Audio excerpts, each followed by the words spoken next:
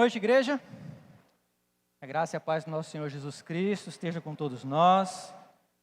Para quem não me conhece, o meu nome é Kevin, eu sou membro aqui desta igreja e hoje eu tenho o privilégio de poder compartilhar com os irmãos a palavra do Senhor, dando continuidade à nossa série de mensagens nas cartas de João, cujo tema é As Marcas de uma Igreja Madura. Mas eu queria iniciar essa mensagem com uma pergunta que ela é muito simples, mas também muito séria. Como é que você sabe que você é de fato filho de Deus? Que evidências há em sua vida que confirma essa sua filiação? Às vezes, quando a gente faz esse tipo de pergunta, algumas pessoas podem dizer que a evidência de que ela é filha de Deus é porque ela vai à igreja, porque ela ora, porque ela tem o seu momento de devocional, ela lê a sua Bíblia, ela prega o Evangelho sempre que ela pode, e tudo isso é muito bom, muito importante e muito necessário. Mas o texto que nós vamos ver essa noite, João vai mostrar que sem amor genuíno pelos irmãos, essas coisas são só religiosidade. Elas não confirmam que somos de fato filhos de Deus. Uma das grandes evidências de que uma pessoa é filha de Deus é que ela ama verdadeiramente os seus irmãos. Não com um amor apenas de palavras, não com um amor de aparência, não com um amor da boca para fora. João fala de um amor prático, de um amor verdadeiro, de um amor sacrificial. Obrigado, irmão. Um amor que nasce da fé em Jesus Cristo e que se manifesta no cuidado concreto do povo de Deus. Por isso, o tema da nossa mensagem de hoje é o amor que revela os filhos de Deus. E a pergunta que nós precisamos responder nessa noite é: você ama o seu irmão? E eu espero que você chegue ao final da mensagem com a resposta para essa pergunta. Vamos abrir as nossas Bíblias em 1 João 3. Nós faremos a leitura dos versículos 10 até o versículo 24. 1 João 3, de 10 a 24. Diz assim a palavra do Senhor: desta forma sabemos quem são os filhos de Deus e quem são os filhos do diabo. Quem não pratica a justiça não procede de Deus, e também quem não ama seu irmão. Esta é a mensagem que vocês ouviram desde o princípio, que amemos uns aos outros. Não sejamos como Caim, que pertencia ao maligno e matou seu irmão. E por que o matou?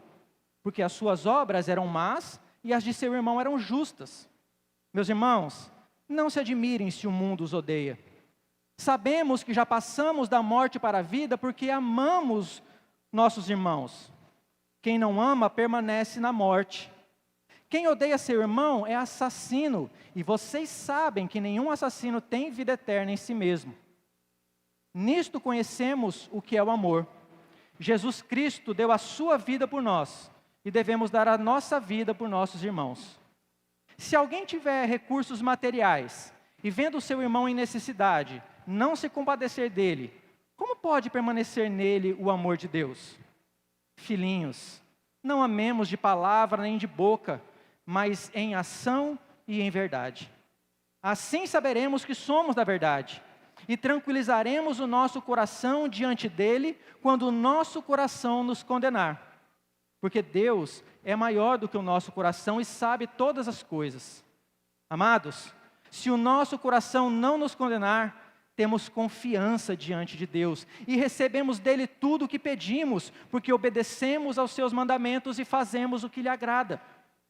E este é o seu mandamento, que creiamos no nome do seu Filho Jesus Cristo, e que nos amemos uns aos outros, como ele nos ordenou. Os que obedecem aos seus mandamentos permanecem nele, e ele neles. Deste modo sabemos que ele permanece em nós, pelo Espírito que nos deu. Vamos orar?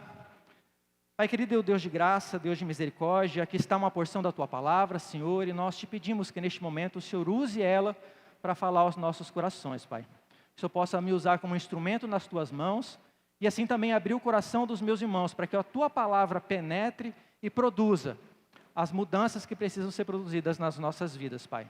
Abençoa esta pregação, é o que eu te peço, no nome santo de Jesus. Amém. Meus irmãos, para quem está chegando agora, ou para quem acabou perdendo as mensagens passadas, eu quero fazer um breve resumo de tudo aquilo que João já nos ensinou até aqui. João, ele escreveu essa carta para uma comunidade ameaçada por falsos mestres. Eles defendiam uma espiritualidade mística e teórica, mas separada da santidade, da obediência e do amor prático.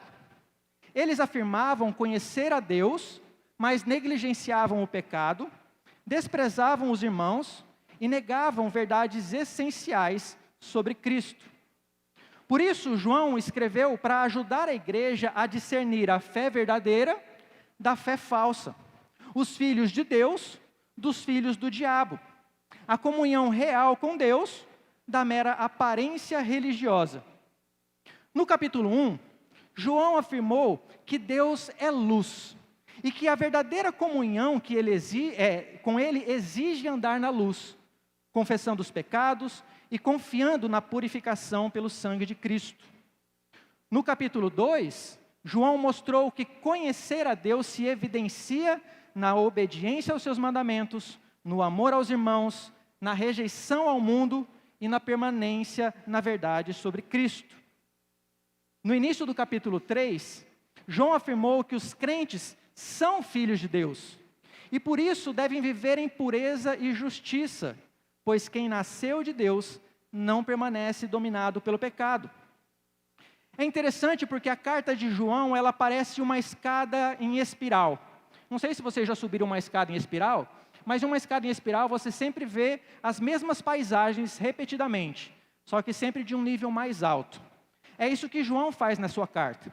Ele volta várias vezes aos mesmos temas: amor, obediência e verdade.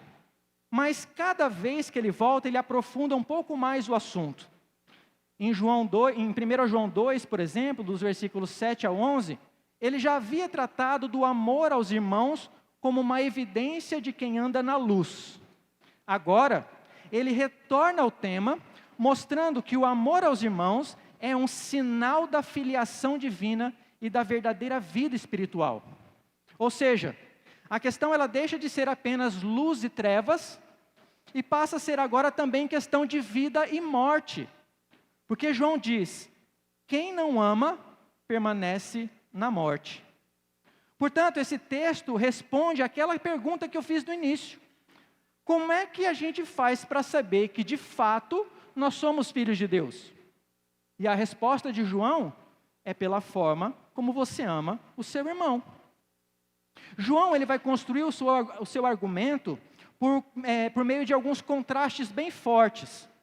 Nos versos 10 ao verso 15, ele distingue os filhos de Deus dos filhos do diabo, contrastando o amor cristão com um ódio assassino de Caim. Nos versos 16 ao 18, ele apresenta Cristo como modelo supremo do amor e aplica esse amor na vida prática da igreja. E por fim, nos versos 19 a 20, ele mostra como esse amor se liga à nossa segurança diante de Deus, à oração e à nossa permanência nele. João quer nos ensinar aqui, meus irmãos, que o amor sacrificial e prático pelos irmãos é uma marca inconfundível da verdadeira filiação divina, que proporciona confiança diante de Deus e certeza da habitação do Espírito Santo. Eu vou repetir. O que João quer nos ensinar é que o amor sacrificial e prático pelos irmãos é uma marca inconfundível da verdadeira filiação divina, que proporciona confiança diante de Deus e a certeza da habitação do Espírito Santo. João não queria que os seus ouvintes fossem enganados por uma espiritualidade apenas verbal, de aparência, vazia de amor. Os falsos mestres pareciam espirituais, mas não demonstravam um amor verdadeiro como os filhos de Deus.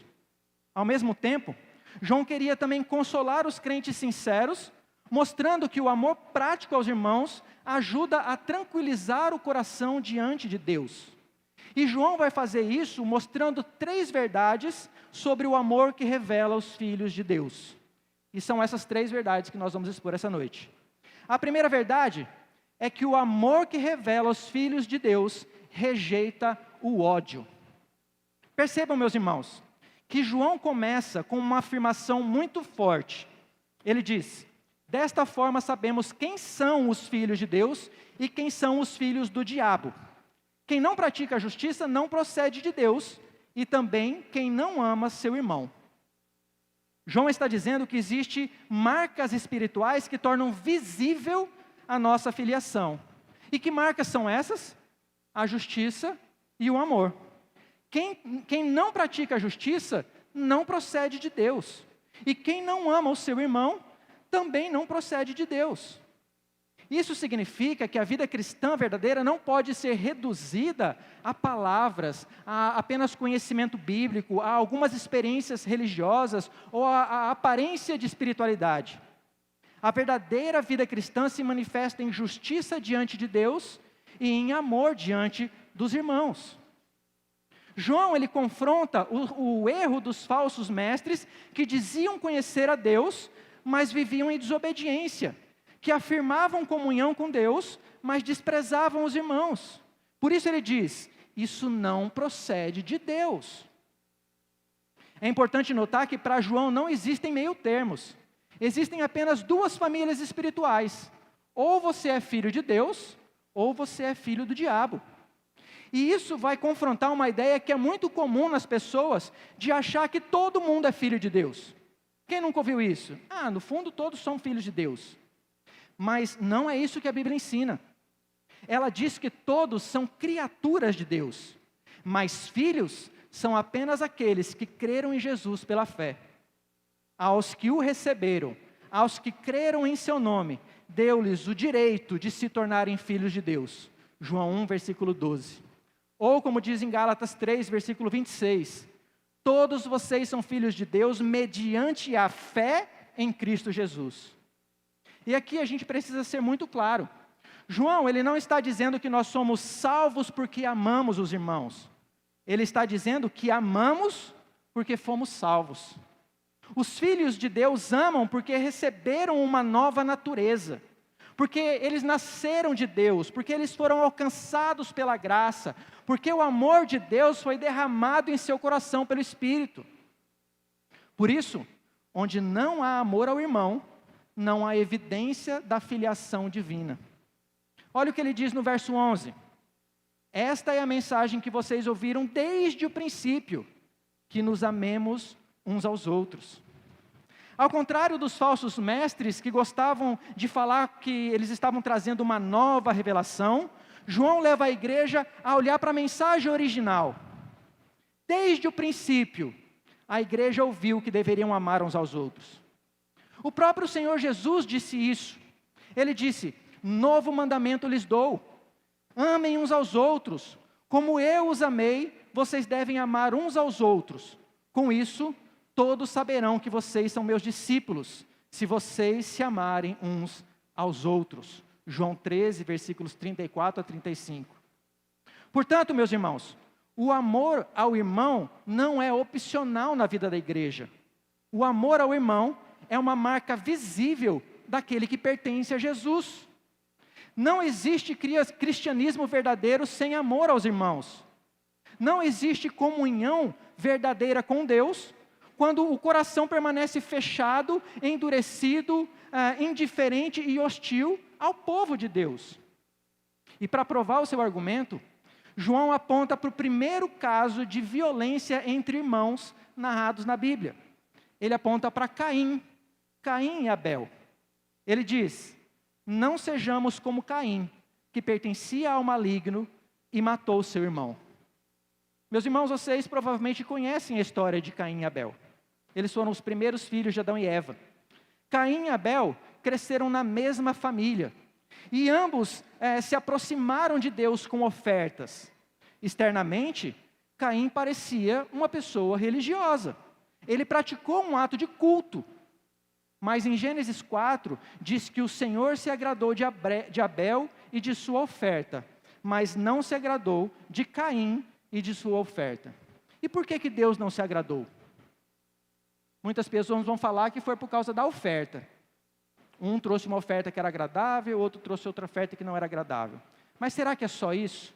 Porque Deus não se agradou da oferta, mas também não se agradou da pessoa. Se nós formos para Hebreus 11, versículo 4, a gente vai entender um pouquinho melhor o que aconteceu ali. Hebreus 11, versículo 4, diz que pela fé, Abel ofereceu a Deus um sacrifício superior ao de Caim. Ou seja, a diferença não estava apenas no tipo de oferta, estava no coração do ofertante. Abel ofereceu pela fé, Caim ofereceu sem fé. E sem fé, meus irmãos, é impossível agradar a Deus. João vai ainda mais fundo e diz que Caim pertencia ao maligno e matou o seu irmão porque as suas obras eram más e as de seu irmão eram justas. Caim tinha religião, mas ele não tinha fé. Ele tinha culto, mas ele não tinha amor. Ele tinha a aparência de um adorador, mas um coração dominado por inveja, por ódio e pela maldade. E quando Deus se agradou de Abel, Caim, ao invés de se alegrar com seu irmão e de imitar o seu irmão, ele mata o seu irmão. Caim não se tornou filho do diabo porque matou Abel.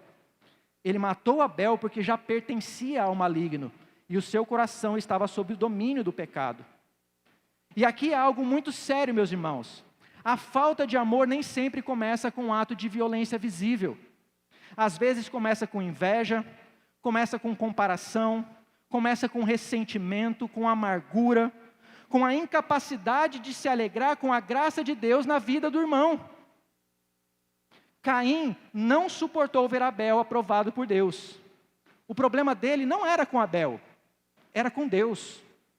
A vida justa de Abel expunha a maldade do seu coração.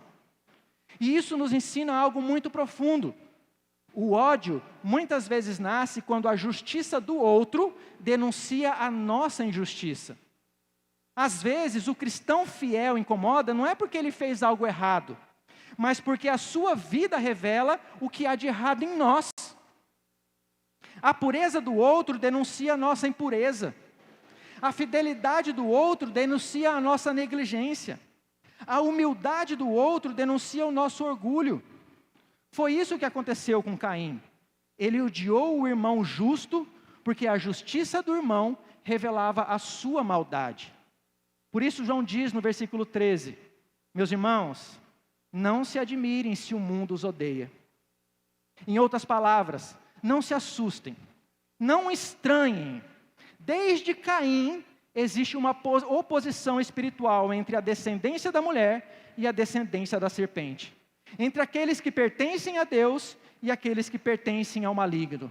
Entre luz e trevas, entre vida e morte. O mundo aqui é o sistema caído, rebelde contra Deus e contrário à sua palavra. Esse mundo é como Caim. Ele odeia a Cristo e a sua igreja, porque a vida santa do povo de Deus testemunha contra as obras más do mundo. Meus irmãos, quando a igreja vive em santidade, quando ela vive em obediência, quando ela vive em perdão, em amor sacrificial, ela anuncia ao mundo que existe um outro reino, que existe um outro Senhor, que existe uma forma melhor de viver a vida. Mas João, ele não quer apenas preparar a igreja para ser odiada pelo mundo. Ele quer mostrar que, embora o mundo odeie os filhos de Deus, os filhos de Deus devem rejeitar o ódio e amar uns aos outros. Então ele diz no verso 14, sabemos que já passamos da morte para a vida, porque amamos nossos irmãos. Quem não ama, permanece na morte. Essa é uma das afirmações mais fortes desse texto. João fala de uma vida que passou da morte para a vida. E o que é passar da morte para a vida? É a nossa conversão, meus irmãos. É o novo nascimento. É sair das trevas para a luz. É deixar o domínio da morte e ser introduzido na vida de Deus. A Bíblia diz que todo ser humano nasce espiritualmente morto em seus delitos e pecados. Mas Jesus disse, em João 5, versículo 24, quem ouve a minha palavra e crê naquele que me enviou, tem a vida eterna e não será condenado, mas já passou da morte para a vida. E como nós sabemos que isso realmente aconteceu? Como nós sabemos que já passamos de fato da morte para a vida? João responde: porque amamos os irmãos. Mais uma vez, o amor não é a causa da nossa passagem. Passamos da morte para a vida mediante a fé em Jesus Cristo. Mas o amor aos irmãos é a evidência de que essa passagem de fato aconteceu. O novo nascimento cria novos afetos. A graça de Deus não apenas perdoa a nossa culpa, ela transforma o nosso coração. Aonde havia egoísmo, agora passa a ter serviço. Aonde havia indiferença, agora passa a ter cuidado. Aonde havia rancor, passa a ter perdão. Aonde havia morte, passa a ter vida. Por isso João ele é tão direto. Ele diz: quem não ama permanece na morte. Perceba, meus irmãos, que ele não diz que quem não ama está espiritualmente fraco. Ele também não diz que quem não ama está apenas passando por uma fase difícil. Ele diz: quem não ama está morto. Quem não ama não nasceu de novo. E aqui a gente precisa ter um pouco de cuidado, porque isso não significa que o cristão verdadeiro ama de forma perfeita. Nenhum de nós ama perfeitamente. Todos nós ainda lutamos contra o orgulho, contra a impaciência, contra o egoísmo, contra a dureza, contra o ressentimento, contra a frieza. João, ele não está falando de um amor perfeito, sem lutas, sem falhas. Ele está dizendo que o crente verdadeiro que no crente verdadeiro precisa haver uma disposição real, produzida pela graça, de amar os irmãos. Então a pergunta não é se você ama de forma perfeita o seu irmão. A pergunta é: há arrependimento na sua vida quando você falha em amar? Há tristeza no seu coração quando ele se endurece? Há algum incômodo santo quando você percebe a frieza na sua vida? O Filho de Deus, ele pode até pecar contra o amor, mas ele não consegue fazer do ódio a sua casa. Ele pode até lutar com mágoas, mas ele não consegue permanecer confortável na amargura. A vida de Deus nele resiste ao ódio. Por isso João conclui: quem odeia seu irmão é assassino. E vocês sabem que nenhum assassino tem vida eterna em si mesmo. Perceba que João não suaviza a questão. Ele não diz que quem odeia é apenas uma pessoa difícil ou de temperamento forte. Ele diz: quem odeia seu irmão é assassino. E aqui, meus irmãos, João está fazendo uma aplicação do ensino de Jesus lá no Sermão do Monte. Jesus já havia dito que o assassinato não começa apenas quando a mão derrama sangue. Ele começa no coração que despreza, que amaldiçoa, que odeia e que deseja a destruição do outro. O ódio é o assassinato na forma de semente. Não precisamos chegar ao ponto de transformar o nosso ódio em uma mão suja de sangue para sermos confrontados com esse texto. O ódio contra o irmão já carrega a raiz moral do assassinato, o desejo de eliminar o outro. E infelizmente, meus irmãos, há muitos que matam o irmão com ironia, com indireta, com o silêncio, com comentários ácidos, com prints e fofocas de WhatsApp. Muitos matam a dignidade do irmão com o desprezo, a comunhão com o irmão com a indiferença, o relacionamento com a amargura. No íntimo, muitos querem que aquele irmão suma da sua vida, saia da igreja, abandone o ministério, desapareça da sua convivência. E João diz: isso não combina com quem diz ter a vida eterna. É claro que João não está falando que os assassinos não podem ser salvos. A graça de Deus alcança assassinos, perseguidores, adúlteros, mentirosos e todo tipo de pecadores e os conduz ao arrependimento. Paulo, por exemplo, perseguia a igreja e consentiu com a morte de muitos cristãos, mas foi alcançado pela misericórdia de Cristo. O ponto de Paulo não é esse. O ponto de Paulo é você permanecer no ódio. Aquele que permanece no ódio, que alimenta o ódio, que justifica o ódio, que vive confortável no ódio, não tem a vida eterna habitando nele. Por isso nós precisamos examinar os nossos corações. Será que existe algum irmão que você diz perdoar com a boca, mas que continua odiando no seu coração? Será que existe alguém cuja alegria incomoda você? Será que existe algum irmão que está crescendo espiritualmente e isso está despertando inveja em você? Será que existe alguém que você evita, de quem você fala mal, ou que trata com indiferença? Cuidado, o ódio não é uma rachadura na vida cristã, o ódio é sinal de morte. Por isso, a primeira verdade é que o amor que revela os filhos de Deus rejeita o ódio. A segunda verdade é que o amor que revela os filhos de Deus imita o sacrifício de Cristo. João agora ele muda completamente o seu foco. Ele sai de Caim e nos leva agora para Cristo. Ele sai do exame mais sombrio de ódio e nos coloca diante do maior exemplo de amor. Olha o que ele diz no verso 16. Nisto conhecemos o que é o amor. Jesus Cristo deu a sua vida por nós e devemos dar a nossa vida por nossos irmãos. Percebam que João não deixa o amor sem definição. Ele define o que é o amor. E ele poderia ter definido o amor de várias formas, como um sentimento, uma emoção, uma virtude. Mas ele prefere apontar para algo concreto, para algo histórico. Ele diz, olhem ali, ali está definido o amor.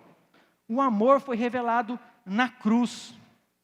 A definição cristã de amor não vem da cultura, da nossa intuição natural ou de alguma filosofia humana. Ela vem do Filho de Deus, que entregou a sua vida por pecadores. Vejam o contraste que João faz entre Caim e Cristo. Caim tira a vida do irmão por orgulho, inveja e ódio. Cristo entrega a própria vida por seus inimigos para nos reconciliar com Deus. Caim retrata o mundo. Cristo é o modelo da igreja. Portanto, a conclusão de João ela é muito prática. Se Cristo deu a vida por nós, nós também devemos dar a nossa vida pelos irmãos. A lógica de João ela é muito simples. Se você compreendeu o que Cristo fez na sua vida, e se a vida de Cristo agora habita em você, então o amor que Ele demonstrou na cruz passa a ser o padrão de amor que você deve imitar. João não está dizendo que nós salvamos alguém com a nossa morte. Só Cristo morreu como Salvador. Só Cristo morreu como nosso substituto. Só Cristo entregou a sua vida para expiar os nossos pecados. O que João está dizendo é que o amor de Cristo se torna o modelo do nosso amor. Se Cristo se sacrificou por nós, nós também devemos estar dispostos a nos sacrificar pelos nossos irmãos. Com isso, João aqui ele está destruindo dois erros. O primeiro é o erro da fé meramente teórica. A pessoa fala da cruz, canta sobre a cruz, defende a doutrina da cruz, mas não vive as implicações da cruz. E esse era o erro dos falsos mestres. Era um discurso espiritual sem amor prático. O segundo erro é o erro do moralismo. O moralista, ele pode até praticar atos de amor, mas ele o faz movido por obrigação religiosa, pela culpa ou pelo desejo de parecer uma boa pessoa, e não como uma resposta à graça de Cristo. E João ele conecta essas duas coisas e mostra que a cruz de Cristo ela é tanto um modelo como a motivação para o nosso amor.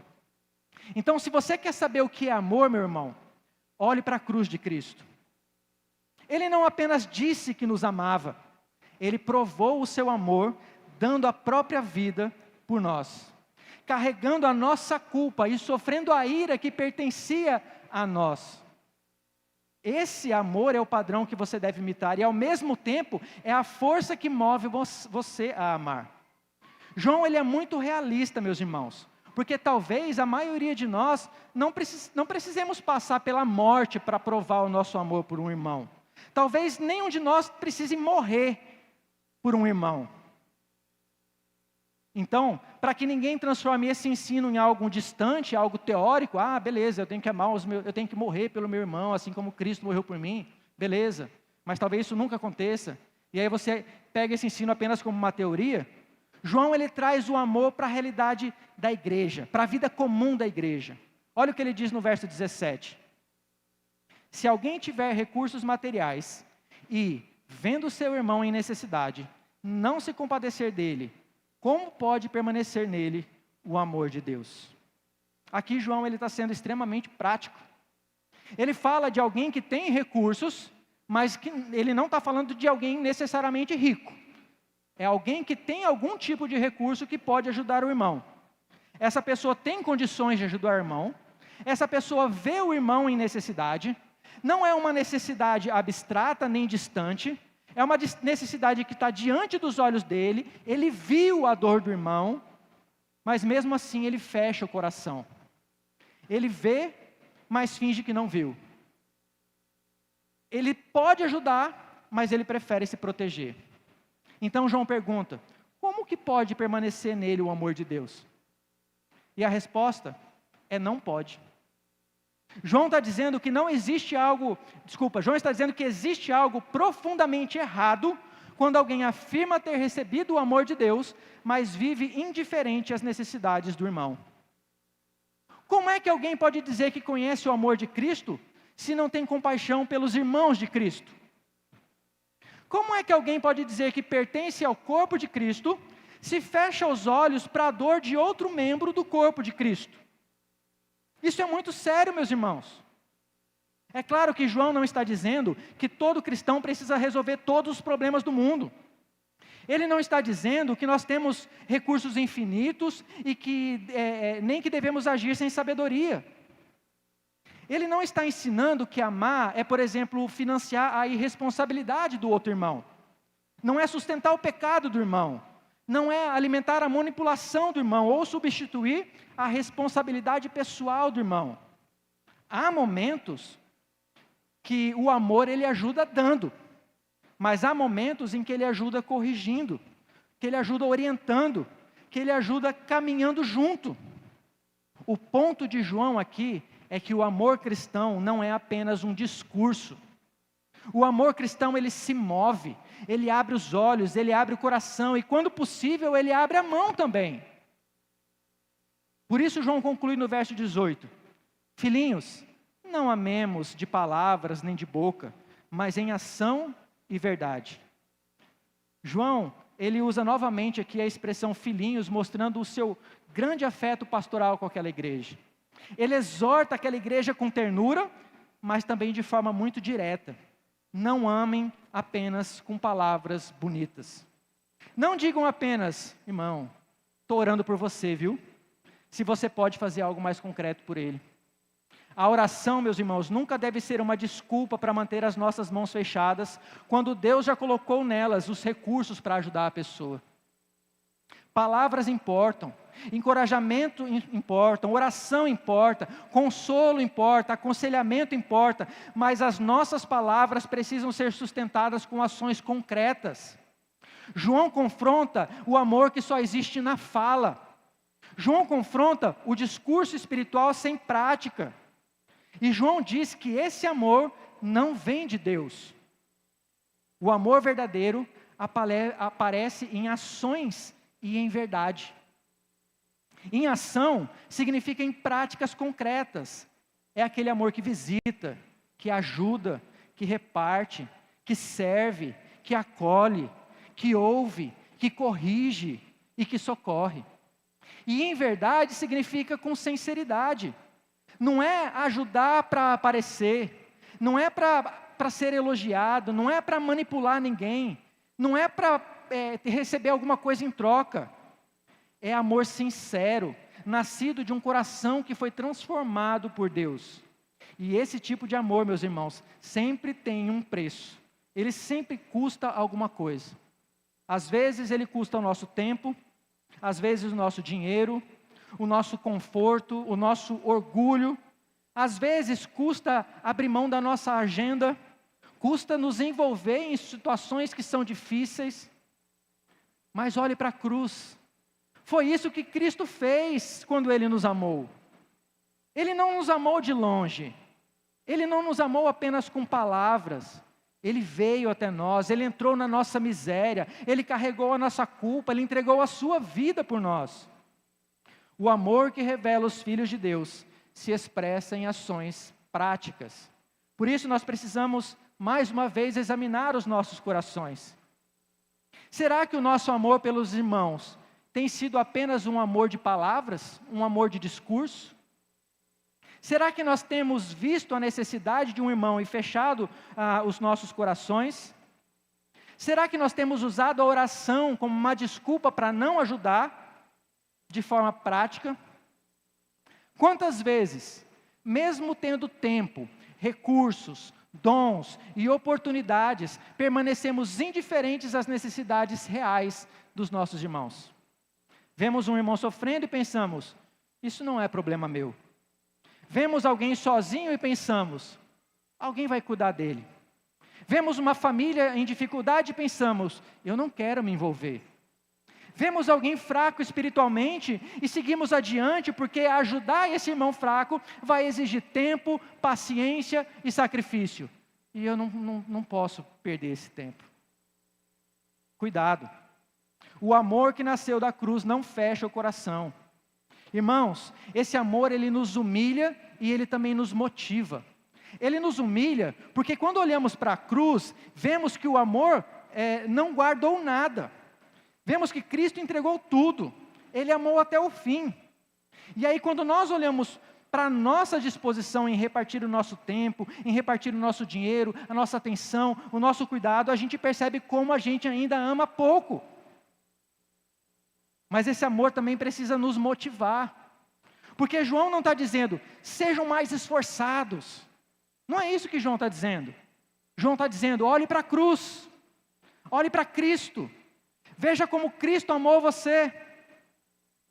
Quanto mais nós contemplamos o amor de Cristo, mais esse amor trabalha em nós e através de nós.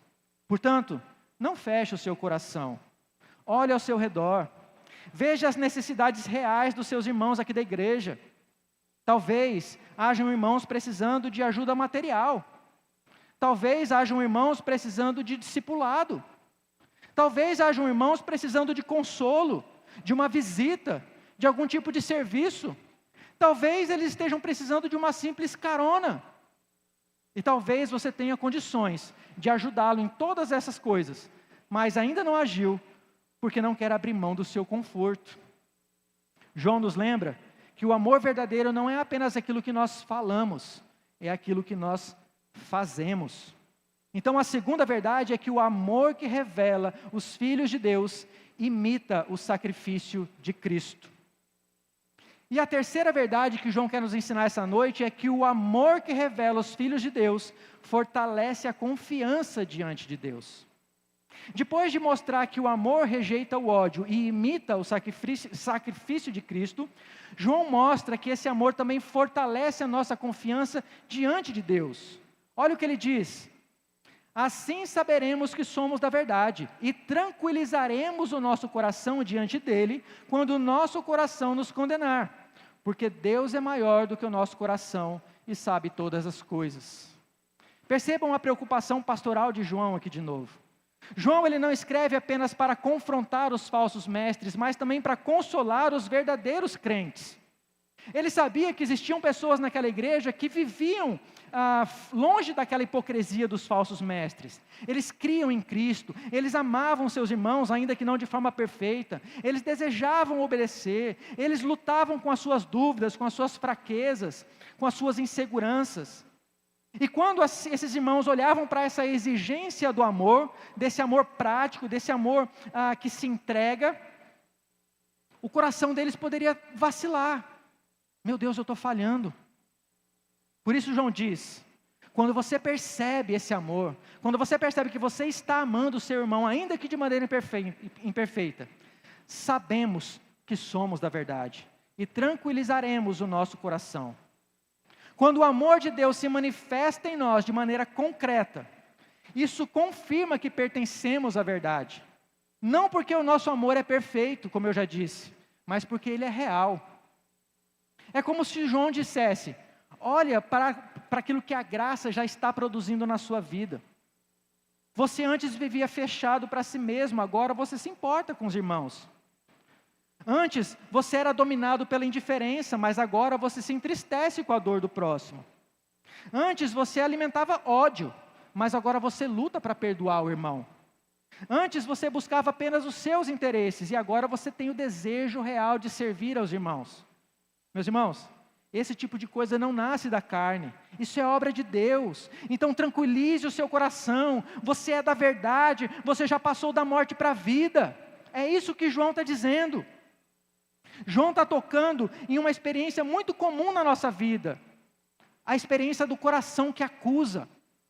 Às vezes o nosso coração nos lembra dos nossos pecados, nos lembra das nossas falhas, às vezes nos faz duvidar da graça de Deus, duvidar da nossa salvação. Às vezes o nosso coração diz: você não é um cristão verdadeiro, você não ama como deveria, você não serve como deveria, você não ora como deveria, você não é digno de se aproximar de Deus. Quem nunca ouviu essa voz dentro de si mesmo?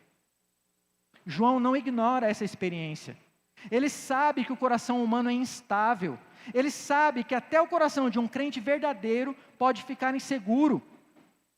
Mas para esses momentos ele diz: Deus é maior do que o nosso coração e sabe todas as coisas.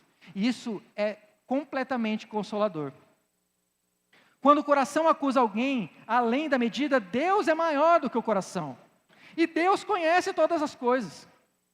Ele conhece os nossos pecados, Ele conhece as nossas falhas, Ele conhece as nossas motivações, Ele conhece a nossa lentidão em amar os irmãos, mas Ele também conhece aquilo que muitas vezes a gente esquece.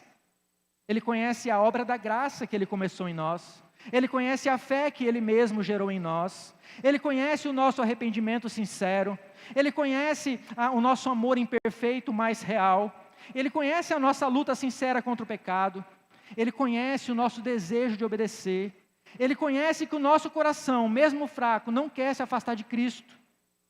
Portanto, essa frase é um consolo para o crente sincero. Mas atenção, porque ele também é uma advertência para o crente hipócrita. Para o crente sincero, ela diz: Deus vê mais do que as suas falhas, Ele vê a obra da graça que Ele mesmo começou em você.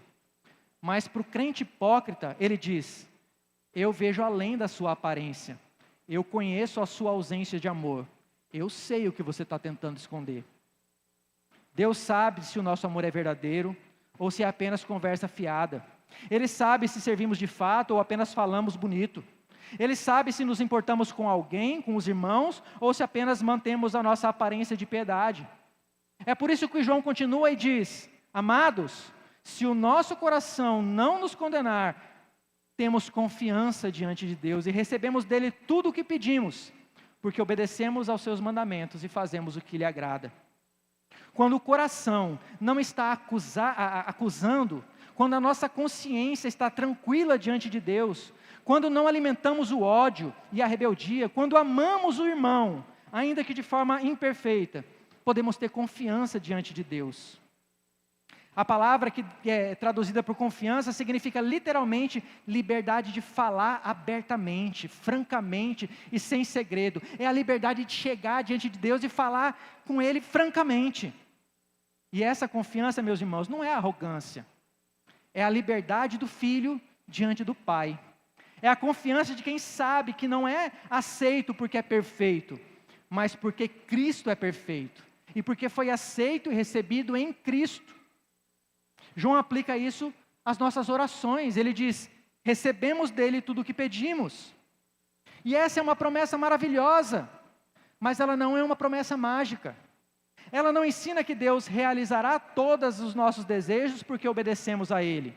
Isso transformaria a oração numa barganha e a nossa obediência em uma moeda de troca.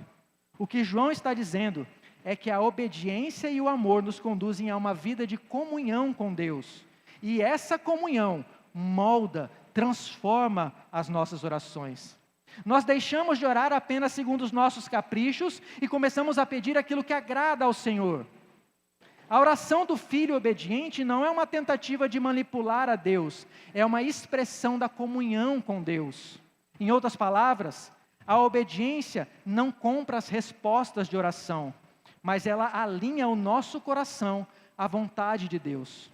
Quanto mais caminhamos com Ele, mais nossos desejos vão sendo moldados pela palavra dEle.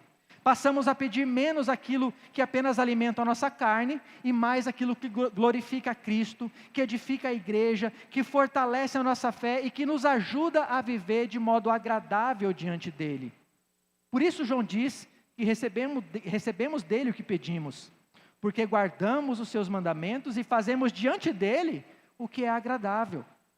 Não porque Deus se torna nosso devedor, mas porque o coração que anda em obediência aprende a pedir segundo a vontade do Pai. E qual é o mandamento que nós devemos obedecer? João diz no verso 23, e este é o seu mandamento, que creiamos no nome de seu Filho Jesus Cristo e que nos amemos uns aos outros como Ele nos ordenou. Aqui João reúne as duas grandes marcas da vida cristã, a fé em Cristo e o amor aos cristãos. João, ele não separa a fé do amor. Os falsos mestres queriam uma fé sem amor. Mas João diz, isso não é cristianismo. O moralista, ele quer o amor, mas sem a fé em Cristo. E João diz, isso também não é cristianismo. O mandamento de Deus é que creiamos no nome do seu Filho, Jesus Cristo, e que amemos uns aos outros. Então, primeiro, nós devemos amar a Cristo. E o que é amar a Cristo? É crer no nome do Filho de Deus, é você confiar em quem Ele é, que Ele é o Cristo, o Filho eterno de Deus encarnado, o nosso Senhor e Salvador. É abandonar toda a confiança em nós mesmos e receber, pela fé, a salvação que Deus concede em seu Filho. Não há vida cristã, meus irmãos, sem fé em Cristo. Mas essa fé se manifesta em amor aos irmãos. A fé que nos une a Cristo, também nos une ao corpo de Cristo. Não podemos receber o cabeça e desprezar o corpo. Não podemos dizer que cremos no Filho se permanecemos indiferentes à família que Ele comprou com o seu próprio sangue. Por isso, fé e amor caminham juntos. Fé é a raiz e o amor é o fruto. João conclui no verso 24 dizendo, os que obedecem aos seus mandamentos permanecem nele e ele neles. Deste modo sabemos que ele permanece em nós, pelo Espírito que nos deu. E aqui nós chegamos ao ponto mais profundo da nossa segurança cristã. João diz que aquele que guarda os mandamentos permanece em Deus e Deus permanece nele. Ou seja, é uma permanência mútua. Nós permanecemos em Deus e Deus permanece em nós. E ao contrário do que ensinavam os falsos mestres, essa não é uma experiência mística reservada apenas para uma elite espiritual. É uma realidade simples e profunda que alcança todo aquele que crê em Cristo, que ama os seus irmãos e que vive uma vida de obediência a Deus. E a evidência dessa permanência é a presença do Espírito Santo. João diz, desse modo sabemos que Ele permanece em nós, pelo Espírito que Ele nos deu. Ou seja, o Deus Santo, eterno, soberano, infinito, habita em seu povo por meio do seu Espírito. A segurança final do crente não está então na sua própria capacidade de perseverar, mas na presença do Espírito de Deus que Ele nos concedeu. O Espírito Santo é o selo da nossa adoção, Ele é o penhor da nossa herança, Ele é aquele que testifica que pertencemos a Deus, Ele é aquele que nos convence do pecado, que nos leva a Cristo, que derrama o amor de Deus em nossos corações, que produz em nós o seu fruto e que nos sustenta até o fim. Por isso, o amor pelos irmãos não é simplesmente uma virtude humana, é fruto de alguém que foi habitado e que é habitado pelo Espírito de Deus. Então a nossa segurança não repousa na perfeição do nosso amor, mas na realidade da obra do Espírito Santo em nós. Por isso, mais uma vez, nós precisamos examinar os nossos corações. Será que você crê realmente em Cristo? Não apenas acreditando em informações sobre Jesus, mas confiando nele como Salvador e Senhor, descansando em sua obra e abandonando toda a justiça própria. Será que você ama de fato os seus irmãos? E eu não estou falando apenas de um amor de palavras, mas um amor prático. Um amor que não ama apenas aqueles irmãos que são fáceis, que são parecidos com você, que são próximos de você, mas você ama a família de Deus como um todo, com paciência, com perdão, com serviço e com generosidade? Será que há evidências do Espírito Santo na sua vida? Há arrependimento, há fé, há luta verdadeira contra o pecado, há um desejo sincero de obedecer, há um amor real pela igreja, há tristeza profunda quando você falha, há crescimento, ainda que lento. Se você, meus irmãos, pela graça de Deus, respondeu sim a essas perguntas, então tenha uma certeza: você é filho de Deus. Você passou da morte para a vida. Deus habita em você pelo seu Espírito. Tranquilize seu coração. Busque a Deus em oração com confiança. Não porque você merece, mas porque você foi adotado por um pai que não revoga a adoção. E lembre-se de que você não está sozinho na luta para amar. Você não está sozinho no esforço de obedecer. Aquele que começou a boa obra em você, vai completá-la e sustentá-la até o fim. Agora, se por acaso, ao ouvir essas perguntas que eu fiz, o seu coração te confrontou e te acusou, não fuja. Deus é maior que o seu coração. E Ele não rejeita um coração verdadeiramente contrito. Por isso, arrependa-se. Arrependa-se e creia de fato em Jesus como seu Senhor e Salvador. Arrependa-se do ódio que você tem alimentado em seu coração, do amor superficial, da falsa segurança baseada na aparência religiosa. Arrependa-se de tentar separar a fé em Cristo do amor verdadeiro aos irmãos. Meus irmãos, um cristianismo que é apenas doutrinário, sem comunidade, sem serviço, sem paciência, sem perdão e sem compromisso real, não é cristianismo. E um amor sem Cristo, sem verdade e sem obediência, também não é. Portanto, volte ao princípio, como João diz. Volte ao Evangelho, olhe para a cruz e deixe que o amor de Deus, manifestado de forma definitiva, desperte em você um amor que revela os filhos de Deus. Porque o amor que revela os filhos de Deus fortalece a confiança diante do Pai. Como eu disse no início, a pergunta que precisamos responder hoje é: você ama o seu irmão? Ao longo desta passagem, João nos apresentou um espelho. E o que aparece nesse espelho não é a nossa teologia, não é a nossa frequência nas atividades da igreja, a nossa frequência nos pequenos grupos, não é o nosso vocabulário espiritual.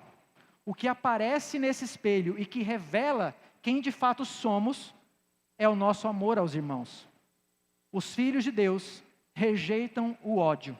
Os filhos de Deus amam seus irmãos, ainda que de maneira imperfeita, mas em ação e em verdade, com sacrifício, com bens, com tempo, com serviço e, se preciso, com a própria vida. Os filhos de Deus amam porque foram amados por aquele que não ficou no céu apenas lamentando a nossa condição, mas desceu, se humilhou, se fez homem e morreu por nós. Esse amor sacrificial e prático pelos irmãos é uma marca inconfundível da verdadeira filiação divina, que proporciona confiança diante de Deus e certeza da habitação do Espírito. Que o Senhor nos livre de uma fé apenas de palavras, que Ele nos dê um amor sincero, prático e sacrificial, e que ao olhar para Cristo, aquele que deu a sua vida por nós, aprendamos também a dar a nossa vida pelos irmãos. Vamos orar? Pai querido, Deus de graça, Deus de amor e de misericórdia, muito obrigado, Pai, pela palavra que o Senhor nos deu na noite de hoje, Pai. Obrigado porque esta palavra confronta os nossos corações, Pai. Essa palavra confronta e nos mostra, Deus querido, que aquilo que testifica, aquilo que evidencia, aquilo que mostra que de fato somos teus filhos, se manifesta na forma como amamos os nossos irmãos. E como somos falhos, Pai, muitas vezes em amar os nossos irmãos. Como somos falhos, Pai, porque muitas vezes vemos as necessidades dos nossos irmãos e simplesmente ignoramos. Fechamos o nosso coração, não queremos nos envolver, não queremos perder o nosso tempo, não queremos nos esforçar. Por isso nós te pedimos neste momento, Pai, perdoa as nossas falhas. Nos lembre, Pai, do Teu amor revelado por nós através do sacrifício que Cristo fez.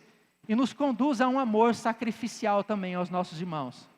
Que essa palavra possa fazer morada nos nossos corações, mas também produzir mudança real nas nossas vidas, para que possamos amar. E que esse amor possa mostrar ao mundo que somos, de fato, Teus filhos. É o que te pedimos, agradecidos, no nome de Jesus. Amém.